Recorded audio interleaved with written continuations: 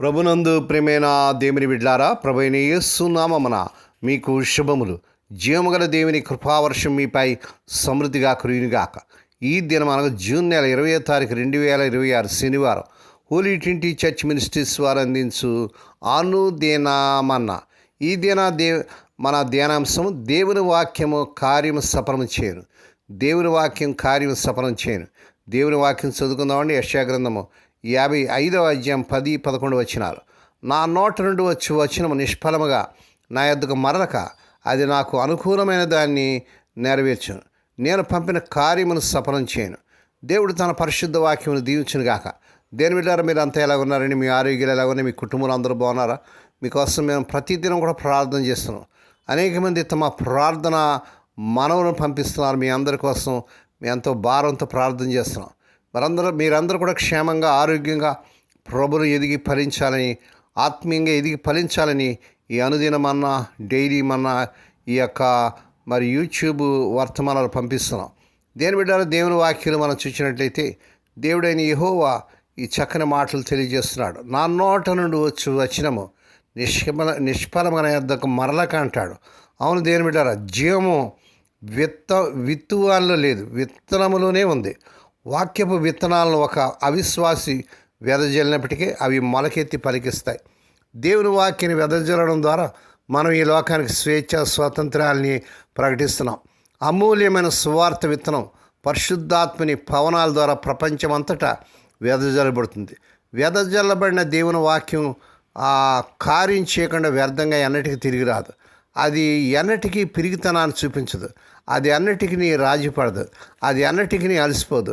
అది అన్నిటికీ నిరాశపడదు. అది ఏమాత్రం ఖర్చు లేకుండానే ఖండాంతరాలు పయనిస్తుంది. అది ప్రకటించబడేందుకు భవంతులు అద్దెకు తీసుకోవాల్సిన అవసరం లేదు. మనం నిద్రించేటప్పుడు కూడా అది పనిచేస్తూనే ఉంటుంది. మనం మరణించాక కూడా అది ఇంకా పనిచేస్తూనే ఉంటుంది. అది ఎన్నడూ తన సహనాన్ని కోల్పోదు. ముద్రింపబడిన దేవుని వాక్యం దారి చేసుకొని గృహాలకు దూసుకు వెళుతుంది. గృహాల్లో తన కార్యం జరిగిస్తూ దాగి ఉంటుంది. అది ఒక వ్యక్తిని సరైన సమయంలో పట్టుకుంటుంది. తాను పట్టుకున్న వ్యక్తిలో పెనుమార్పుని తీసుకొస్తుంది. మనుషులు తనను చదివేటప్పుడు అది శక్తివంతంగా వారితో మాట్లాడుతుంది. తాను ఒకసారి చెప్పిన మాటకు అది కట్టుబడి ఉంటుంది తప్ప ఎన్నటికీ మాట మార్చదు. దేవునికి స్తోత్రం కలుగును గాక.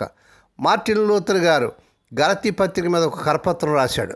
అది జాన్ బన్యన్ గారి చేతిలో పడి అతని జీవితాన్ని మార్చివేసింది. ఎంత గొప్ప విశేషం అండి! దేవునికి స్తోత్రం కలుగును గాక. ఫలితంగా యాత్రికుని ప్రయాణం అనే అద్భుతమైన పుస్తకం జాన్ బన్యన్ గారి కలలో నుండి వెలువడింది. వందలాది భాషలో తర్జుమా చేయబడిన ఆ పుస్తకం కోటాను కోట్ల ప్రజల్లో ఉజ్జీవజ్వాలను రేపింది. హల్లెలూయా! స్పర్జన్ భక్తుడు హృదయాంతరంగంలోకి చొచ్చుకుపోయిన దేవుని వాక్యం అతని జీవితంలో పెరుమార్పు తెచ్చింది.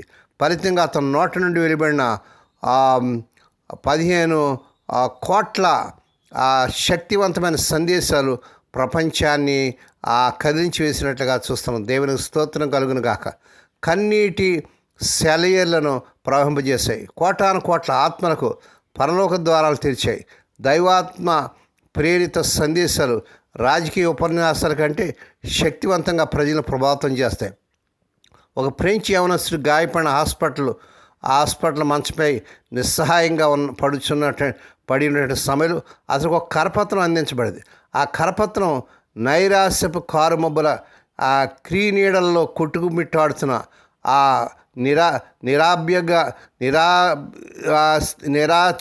నిరాభ్యాగ్య జీవికి ఆదరణను, నిరీక్షణ ఇవ్వడం మాత్రమే కాక అతని ఆంతర్యంలో పెనుమార్పును తీసుకొచ్చింది. ఎంత గొప్ప విశేషం అండి! ఫలితంగా ఆ వ్యక్తి పట్టలేనంత ఆనందంలో గంతులు వేయడం ప్రారంభించాడు. ఈనాడు మనం ప్యారిస్కి వెళ్ళినట్లయితే కన్సిస్టరీ చర్చ్ ప్రాంగణంలో బైబిల్ను చేతిలో పెట్టుకుని ఉన్న అతడి ఎత్తైన విగ్రహం మనకు కనిపిస్తుంది. అతడే ఫ్రాన్స్లో ఆత్మీయ ఉజ్జీవ జ్వాలలు రేపి ఆ దేశాన్ని గొప్ప సంస్కరణకి నడిపించిన అడ్మిరల్ కాలనీ. అతడి వద్దకు వచ్చిన తర్వాత ఆ కరపత్రం అక్కడే ఆగలేదు. అది అతడి నర్సు అయిన సిస్టర్ మెర్సీ చేతులకు చేరి ఆమె జీవితాన్ని మార్చివేసింది.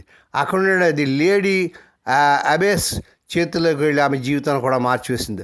ఆ తర్వాత అబేస్ ఫ్రాన్స్ వదిలి ప్యాలిట్ నేట్కి వెళ్ళి అక్కడ విలియం అనే ఒక హాలండ్ యువకుడికి భార్య అయ్యాక అతడు యూరప్ ఖండానంతని ఉద్యోగ జ్వాలలతో ఉర్రూతలుగా ఊగించినంతగా ఆమె అతని జీవితాన్ని ప్రభావితం చేసింది. ఎంత గొప్ప విశేషం అండి! దేవుని వాక్యం ఎంత శక్తివంతమైంది అండి! దేవుని వాక్యం ఎంత బలమైన కార్యం జరిగిస్తుందండి! ముద్రించబడిన దేవుని వాక్యానికి మరణం లేదండి. వాక్య విరోధులు దాన్ని కాల్చి బుడిది చేయవచ్చు, ముక్కలుగా చింపివేసి ఆ సమూల నాశనం చేయవచ్చు. అయితే వాడు సర్వనాశనం చేసిన ఒక దేవుని వాక్య ప్రతి స్థానంలో కోటాను కోట్ల ప్రతులు పుట్టుకొస్తాయి. అది హతసాక్షి అయిన ప్రతిసారి సజీవంగా తిరిగి లేస్తుంది.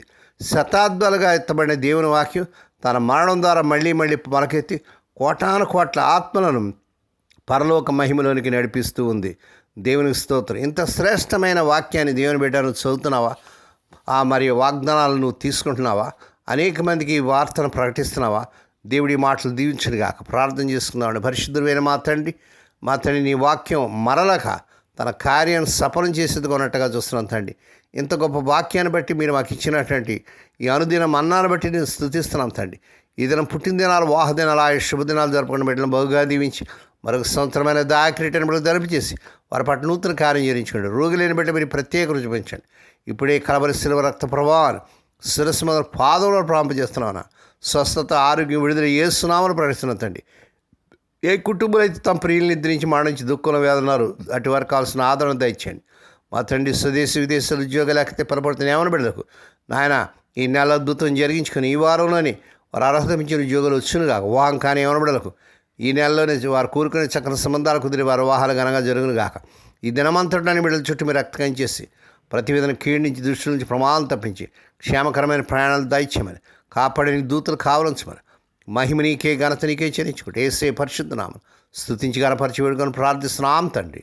ఆమేన్. మన ప్రభువైన యేసు క్రీస్తు వారి కృప, తండ్రి అయిన దేవుని ప్రేమ, పరిశుద్ధాత్మ దేవుని కనీన సహవాసము సదాకాలం మీకు తోడేండి నడిపించి బలపరచును గాక. ఆమేన్.